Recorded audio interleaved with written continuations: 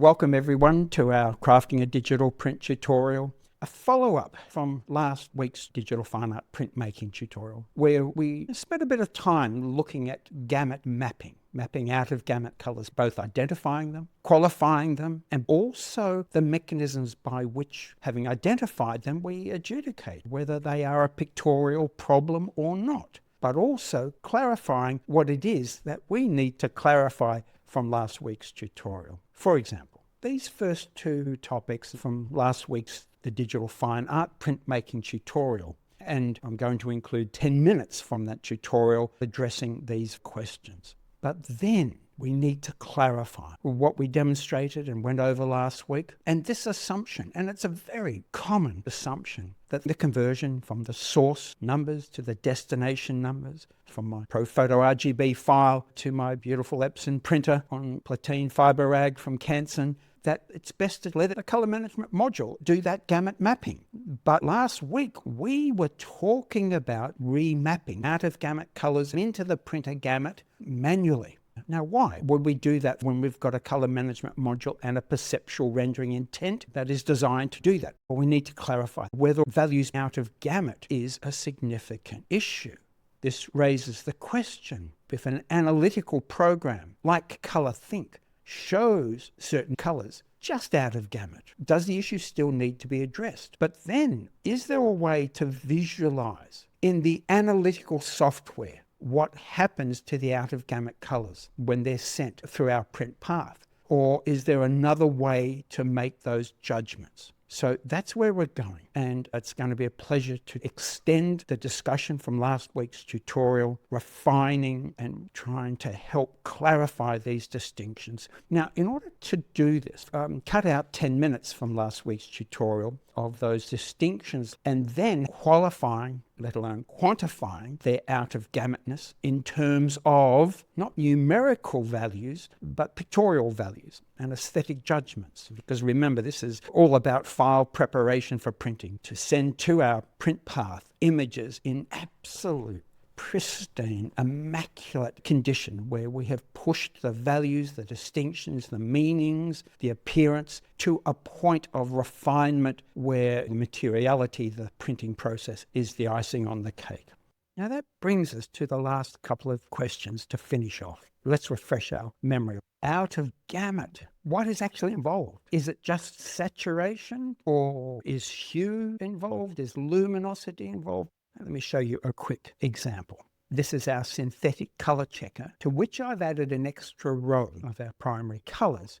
100% red, 100% green, 100% blue, encoded into ProPhoto RGB. It is definitely going to be out of the gamut of my monitor and definitely out of the gamut of my prints. Let's do some Photoshop proofing to two different papers, knowing that these colors, their saturation is definitely beyond what we can print, let alone what we can see on our graphics monitor. Here is one candidate.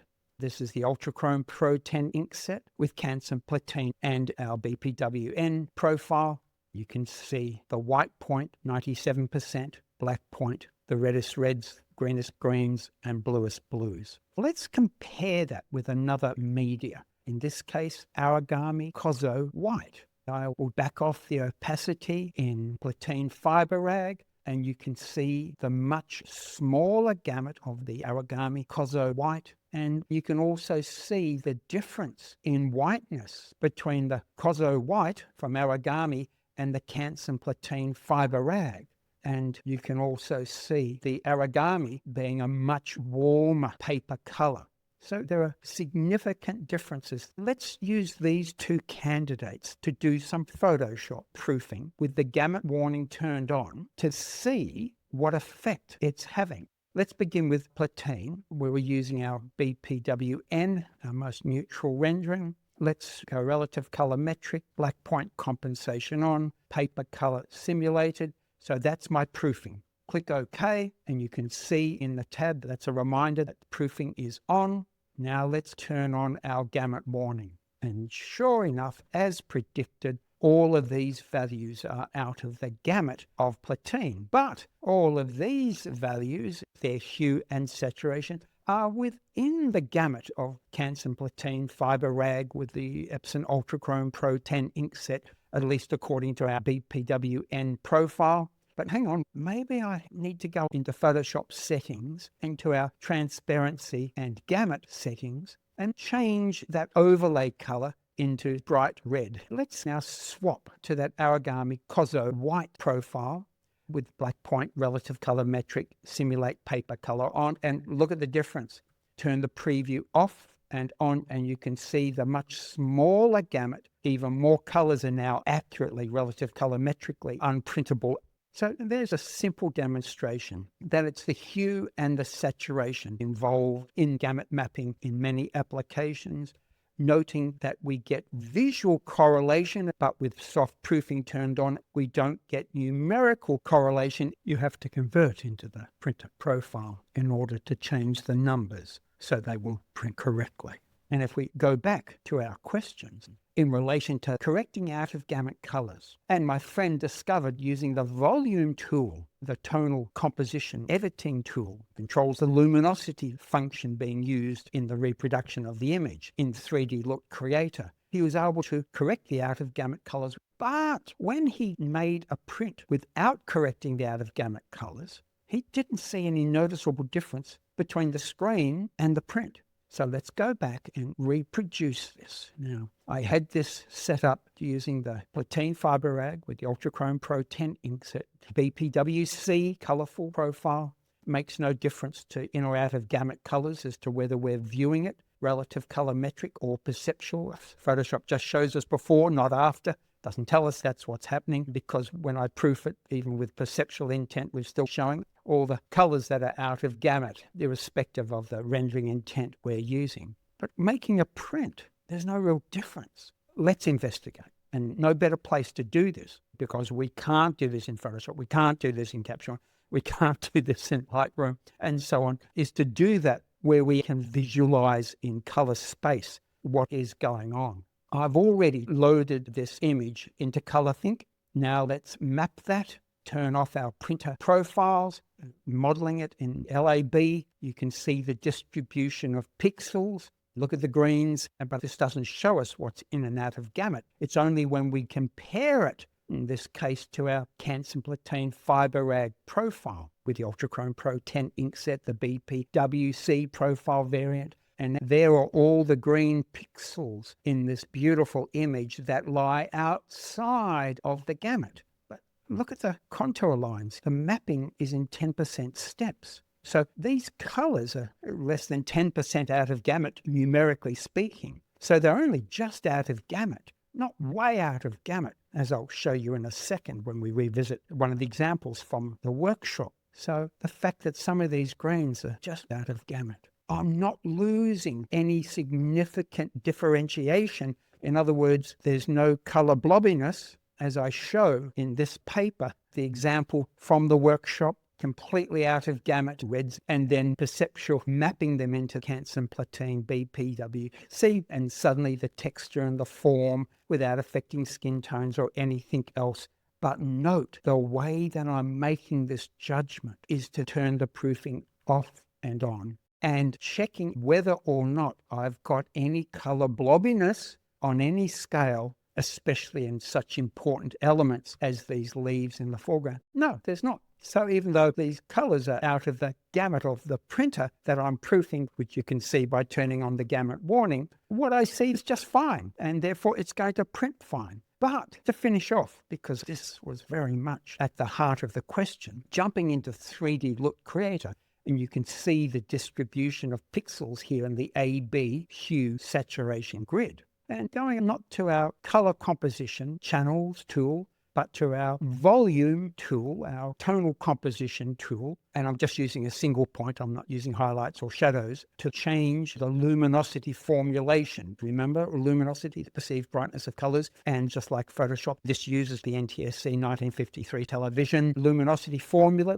where we're taking 59% of the green channel, 30% of the red channel, and 11% of the blue channel as being coefficients representing how our human visual system is meant to see the relative brightness of colors, the brightness of the greenest greens and yellows compared to the reds compared to the most saturated blues, 11%, 30%, 59%. That's the luminosity formula used here. So as I move this single point, I change the percentage of green or red or blue. And if I turn on my gamut warning, soft proofing, the same profile, the same out-of-gamutness, and increasing the percentage of the green channel compared to the red and the blue channels, changing the tonal composition, the black and white image living inside all of our images. And I'm now moving those values into gamut and turn the proofing on and off. You'll see the extraordinarily good result. But hang on, what is actually happening by changing the luminosity formula? If we look at those colors that are out of gamut, they're not out of the gamut of hue or saturation. They're out of gamut because they're darker than can be printed. So if I change the tonal composition, make the greens lighter, they move up and into gamut without changing hue or saturation. That's it in a nutshell. How gorgeous is that? The problem, though, is without these tools and ways of visualizing our distribution of hue, saturation, and lightness, then we're poking around in the dark, but not in the mighty 3D LUT Creator, because, of course, visualization, analysis goes hand in hand with correction, let alone creative endeavor. Let's jump into ColorThink. Here's the plot of that extended color checker. It's only 30 patches, so it's easy to visualize, mapped into ColorThink. Here are the data points. There are the neutral Munsell patches. There's 100% blue, 100% red, and so on. Let's load ProPhoto, where there's 100% cyan, green, red saturation encoded into ProPhoto RGB. Now let's turn on our printer profile. This is my source space. This is my destination space. And as we saw, soft proofing in Photoshop, pure red, blue, cyan, green, way out of gamut. First critical distinction, the image, we don't map these points into the destination space.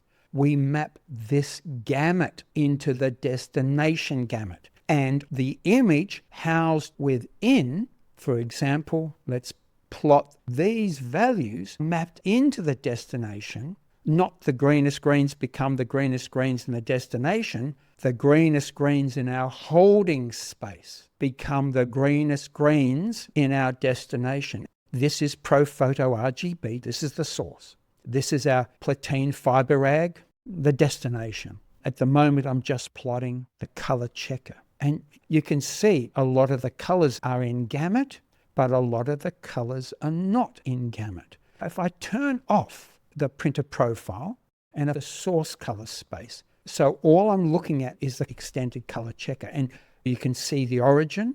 I've turned those points into vectors from a source to destination. Canson Platine fiber rag profile using my BPWN perceptual table. And in-gamut colors are only being moved a tiny amount. These values are being hardly mapped at all. These values that are well and truly in gamut. So Les's perceptual table is preserving as accurately as possible those very in-gamut colors. And as we move out towards the gamut boundary, the colors are just being moved in a tiny amount. But when we have massive out-of-gamut colors, they're being moved to a huge extent. So I turn back on the destination, and this shows us preserving in-gamut colors while remapping increasingly out-of-gamut colors.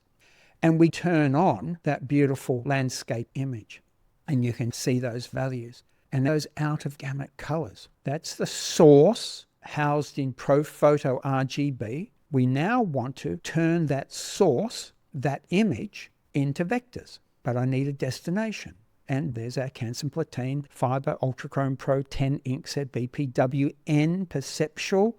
And let's turn off the printer profile for clarity. This gamut mapping is a very complicated transform. And you can see the greens that are being shown in Photoshop's gamut warning as being out of gamut, primarily because they're darker than what can be printed with that ink set on that beautiful paper through that print path. So this is analytical, using a ColorThink to find out which Photoshop doesn't tell us.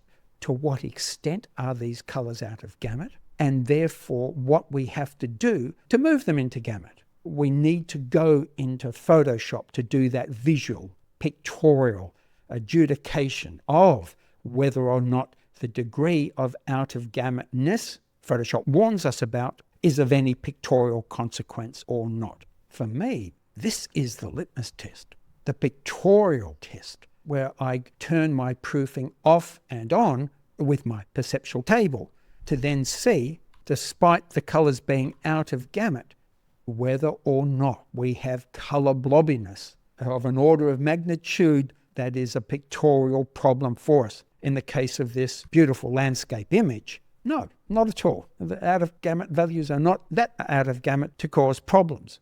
But here, with the red jacket, we have a serious problem. And as I've shown you on numerous tutorials and different workshops, manual mapping, not just my perceptual mapping, which preserves the skin tones, the hair color, and all of those in gamut values. No, this is where we need further gamut compression of just those reds or whatever the colors that are out of gamut to reveal even more detail, because not numerical accuracy, perceptual accuracy. It feels right. Joyce's jacket looks okay. I can believe it. I can see it's a wool blend and the name on the lapel, the skin tone's still fine, lipstick is still fine, hair is color still fine, etc., etc.